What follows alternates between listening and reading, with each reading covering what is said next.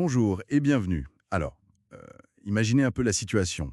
Vous êtes là, à chercher vos clés, ou alors vous essayez de piger où est le bon quai pour le métro. Oui, c'est le genre de situation très concrète. Exactement. Et savoir dire où sont les choses, c'est juste essentiel pour se débrouiller en français tous les jours. Aujourd'hui, justement, on va s'inspirer d'un épisode d'Easy French pour regarder ça de plus près. La localisation dans l'espace. C'est crucial pour les niveaux A1, A2. Absolument. Notre objectif, comprendre comment on situe les objets, les personnes, de manière simple et efficace. C'est ça. Parce que c'est vraiment une compétence de base, non? Sans ça, Difficile de fonctionner. voilà. Comment dire le lit est à gauche Oui. ou comprendre que la table est devant la fenêtre? Ou ce fameux métro qui est sous la gare. C'est du vécu. C'est ça. Alors, comment on fait? On commence par les outils qu'il faut, les prépositions de lieu. Les fameuses prépositions. Il y en a pas mal, mais pour démarrer, on va se concentrer sur les plus courantes. Disons sur, sous, dans, Oui. devant, derrière et à côté d'eux. Voilà, les incontournables. Par exemple, le chat dort sur le fauteuil. Facile. Classique. Tes chaussures sont sous le lit.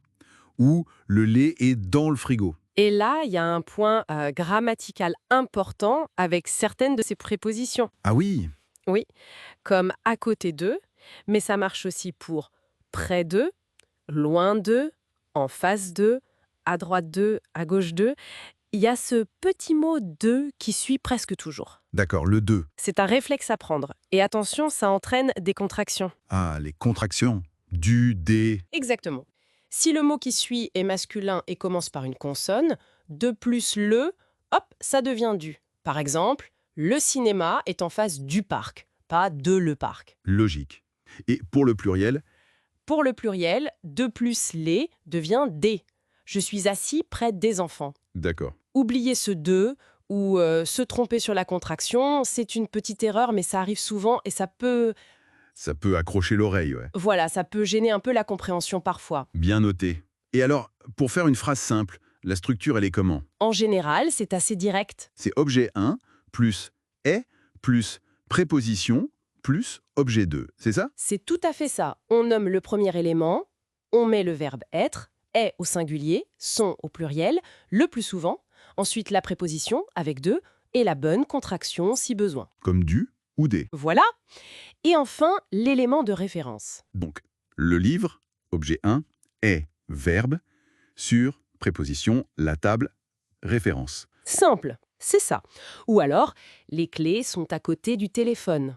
On a le du ici. D'accord? Et on voit tout de suite comment ça sert dans la vie. Ah bah oui, si on demande où est la boulangerie, on peut répondre facilement, elle est à droite de la pharmacie. C'est clair, net. Ou dans un appart. Où sont mes lunettes? Ah, elles sont sur la table basse, juste devant le canapé. Voilà, on peut même être plus précis. Oui, j'aime bien ça, le juste devant ou tout près d'eux. Ça donne plus de détails. Exactement, ça rend la description plus vivante, plutôt que juste dire le café est à côté du métro. On peut dire le café est juste à côté de l'entrée du métro. C'est pas pareil. Voilà, c'est plus précis. Et attention, il y a des petits pièges parfois, comme l'usage de dans. Ah oui. Lequel? Sur la rue. Non, c'est un petit détail, mais important pour sonner juste. C'est intéressant de voir comment la langue découpe l'espace différemment. Tout à fait. Alors bon, pour maîtriser tout ça, il n'y a pas de secret, il faut pratiquer. La pratique, toujours. Des astuces? Une astuce simple, tirée de la source Easy French, décrire son propre environnement. Là, tout de suite. Comment ça? Regardez autour de vous et dites «Mon ordinateur est sur le bureau, la lampe est à gauche de l'ordinateur, mes pieds sont sous la table». Ah oui, comme un exercice mental permanent. J'aime bien. Voilà, ça aide à fixer les choses. On pourrait aussi prendre une photo, non? Une photo de son salon ou dans la rue. Très bonne idée, et la décrire à voix haute. Sur la photo, il y a un arbre devant la maison. Le vélo est contre l'arbre. Parfait pour s'entraîner seul. Exactement. Le but, c'est que ça devienne automatique, que ça sorte tout seul en conversation. On peut aussi manipuler des objets. Mettre un stylo sur un livre, puis sous le livre, puis à côté du livre. Jean, en le disant chaque fois. Oui, ça ancre vraiment la relation spatiale dans le cerveau. C'est très concret. Donc, si on résume, maîtriser les prépositions de base comme sur, sous, dans, devant, derrière, à côté d'eux, à droite d'eux, à gauche d'eux. Oui, Et bien piger comment utiliser le de et les contractions du et des. C'est la clé. Ça ouvre vraiment les portes pour se repérer et communiquer plus facilement en français. Absolument. Et pour finir, peut-être une petite question pour aller plus loin. Je vous écoute. Au-delà de juste dire où est un objet, est-ce que le fait de maîtriser ces nuances spatiales juste à côté, en face de, au-dessus de, ça ne pourrait pas subtilement changer notre façon de percevoir un nouvel espace francophone? Ah, c'est intéressant comme idée.